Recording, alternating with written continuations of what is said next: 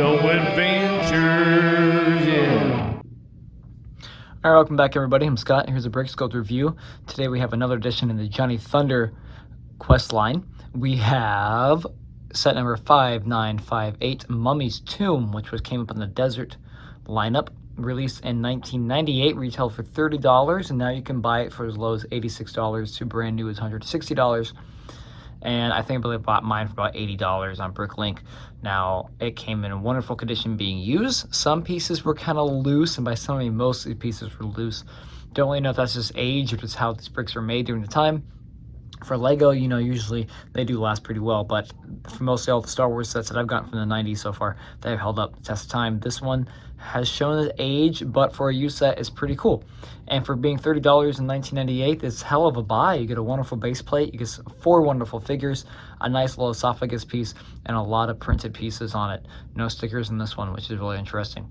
So let's dig into it. Let's go with 2 figures first. Well, before we jump into minifigures, I know I said it was first, but let me just get the excitement out of this way. Let's just talk about this manual first. It's a masterpiece of a set. It's just, look at it, it's great. It's not your normal book one. It comes down in a hamburger style, which is great. You have your title there, and you have a wonderful little mirage of the ruby in the top, which I don't really understand. I don't understand what that is. I don't know the lore. Sam Sinister is running it away. Charles Lightning is being hit by the Mummy's Tomb entrance, and Johnny's coming in to shoot the Pharaoh while the column is falling down. And when you look inside, it does open up as a book originally. You do have some pictures here. You have some playability of it. Just to show you what you can do with the set. Looks like they're all buddies there. And then you have the ruby. Sam's going after it, and then them getting stuck in the desert with a broken Jeep. And then you go into instructions here, which is cool because it fools you to thinking that you're going to have it like this, but you actually hold it like this way. One complaint though, and I have this with a lot of sets, I know I talk about this with a lot of 90 sets, they don't really rotate the pieces around, so you don't really have a clear idea of where things go, especially when you're building them. You just kind of have to guess it, and it doesn't tell you what pieces you're going to need per build. So it doesn't give you the box where it says you're going to need these many pieces for this piece right here, this step right there. But one thing it does give you though, which I really enjoy, is you can tell already that it gives you the finished product, and like a treasure map, you follow the lines until you get the finished product, which it does throughout the rest of the book. And then you get your finished product on the bottom. And what are you going to build next? So that's really interesting. And I think it's damn cute, and you have your instructions how to play things, your playability over there with your finished product and Johnny Thunder emblem on the top. And on the back you have your alternate builds and a wonderful little robot right there, and airplane, everything else you can do, which is fantastic. Again, I love the alternate builds. I love the back of these. You don't get an ad for anything else. I think this might have came with a pamphlet or like a leaflet like the other ones that came with it when you got put in the box. I don't know, I don't have it in the box, I bought it used. But it did come with an instruction manual, and I just wanted to show this off before I got into minifigures. Alright, let's go through the rest of the review. First off in the lineup, we have Desert version of Johnny Thunder and his wonderful flit hat. Not as pristine as my unboxing one from last video, but he does the justice. Just same as the one before. No back printing on the front, revolver in the pocket, and the belt, or more like just in the belt itself. He has his little scarf around his neck, has his flit's hat, and his basic printing, no head, nothing but hairline. And then we have, what is Lord Sam Sinister, I thought it was Dr. Sam Sinister, in his suit, which the normal top hat, nothing else on his head, no double printing. Wonderful looking Lego piece right there, and his rifle in hand. Comes with no other printing, just basic printing for the suit line, which is very dastardly and very sinister. And then we have Dr. Charles Lightning over here. I have him down packed to the teeth with his Adventures backpack, which you can put some items in. It's older, so it is very creaky, and it does very much, not stiff at all, you can get that, but it does still hold very tight in there. It's pickaxe, frying pan, magnifying glass, and the map to Pharaoh. with his little hat. Nothing printing on his shirt. He has the normal Dr. Charles Lightning suspenders and red bow tie and green pants. Something special about that for his belt. And then over here, the piece of resistance, Pharaoh Hotep, which comes with his cool crown piece, which is cool. Not really sure what that's actually called. And then you have his wonderful head printed over here for his little brow and face, and his mouth, which is smiling. It looks like it's sewn up, and his red eyes. Nothing on the back of the head. Do love the gray though. Put his little hat back on, fits well. But like I said, with these older sets, they seem to be kind of loose, so his head does feel a little loose. And then he comes with his ruby, or whatever the Pharaoh's, whatever the lore is on that. I'm not sure what it's called, but you have your standard Lego ruby. I do love his feet because it does have printing right here on his toes. You do have some printing on his legs, which is really wonderful for his pants to print like that. Looks like his little skirt or dress or whatever. And then you have his armor plating for his royal clothing on that side with red gloves. Nothing on the back. So he's probably my favorite minifigure. Favorite minifigure so far in the set alone. And that's pretty much all it's included for 4 minifigures. 4 minifigures included for the $30 set. It was pretty solid. Now let's get on to the rest of it.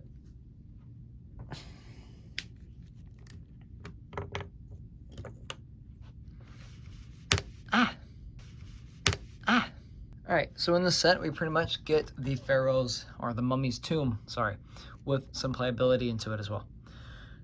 We have some printed pieces, which I will first get off.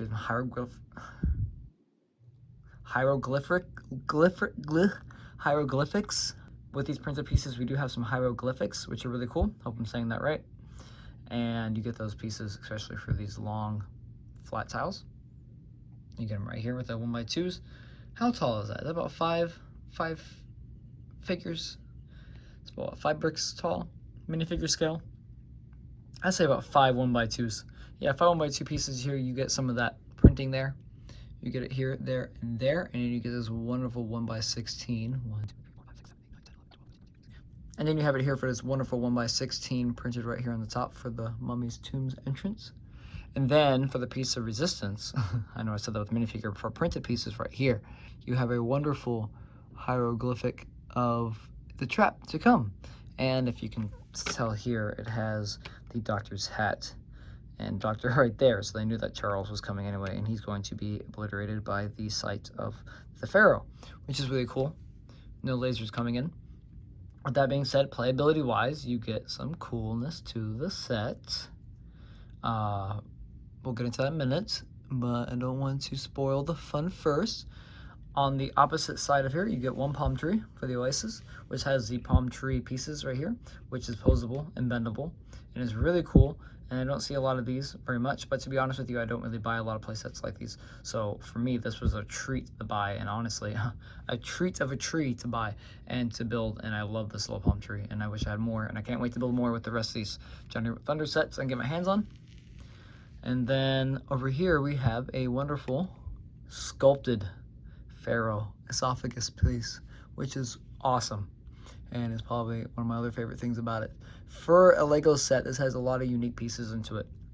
You have a lot of unique printed pieces here. You have the tree in the back, which is posable. You have the esophagus mold. This is really awesome.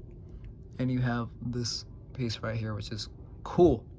All right, so playability, you do get some stuff here. So just like in the photo, if you were to open the mummy's tomb, you would be, oh, I'm sorry, needs to be in position. You only have to do, which you do have to slide these over because the weight of the backpack does kind of like kick his ass. We'll keep him like that. Once you open the mummy's tomb, which stores over here, you get a wonderful surprise. Yes. Well, this wasn't supposed to happen. So once you slide this open, you release this part that comes down on these little sliding mechanisms here, which are really just flat tiles. You're just grinding that on it. And then you get these 2 wooden sphere pieces come down and stab you to death. So Charles Lightning will meet his end here. But, you know, he's smarter than that. He's the doctor. And then you have the little entrance there, which you would just fix it again and put the trap back on it. Another interesting trap here is the falling tower on the side. I cannot think of the name of what these are called. I'll probably put it in the video as I edit. but definitely right here, this part can just fall through this hinge part, and it just falls right there. And you would think that this tower weighs about a ton because it's solid sandstone, and it would just immediately crush you and kill you. So Sam Sinister here just immediately dies when it falls over, which is cool. Don't know if it's really a trap or not, but if you hit it with the Desert Jeep, or if you attempt to hit a Desert Jeep, I guess that's what it's supposed to do, is that you would hit him and kill whoever's in front of the Pharaoh's tomb, which we'll get into that in a minute, which doesn't really explain, the playset doesn't really make sense of it. Which the last of the playability here is the esophagus, which you turn over, and here comes Pharaoh Hotep, who comes out. And I guess he makes his grand entrance and with his laser eyes. But then again, I'm pretty sure that was just the spikes over here on that entrance. It is stopped by a Technic piece right there, so you can't really go 360 on it. And if you have his arm a little bit too out with the ruby, he stops himself. Kind of embarrassing. The other playability item we get is a wonderful Desert Jeep. See, now it wants to break. Another playability we get in the set is the Desert Jeep, which has one of the coolest printed pieces I've seen as well. Has the broken windshield piece right here and the window wipers with the dirt on it, which can move up and down. It is on a hinge plate, which is really cool. The finger locking plates, I think is what it's called. Inside you have another printed piece, which is the speedometer and heat gauge and whatnot. You have your little shifter. Then you have your steering wheel. And with it comes with a lot of actual cool items. You have a sextant right here, so Johnny can know where he's going. You have a shovel, so he can pillage more ancient artifacts. And you have yet another rifle, so he can shoot those who try to stop him, which they fit in this little cubby right here. Be cooler if they had like a little click 1x1 plate, so you can put them right there as like the back of your headboard.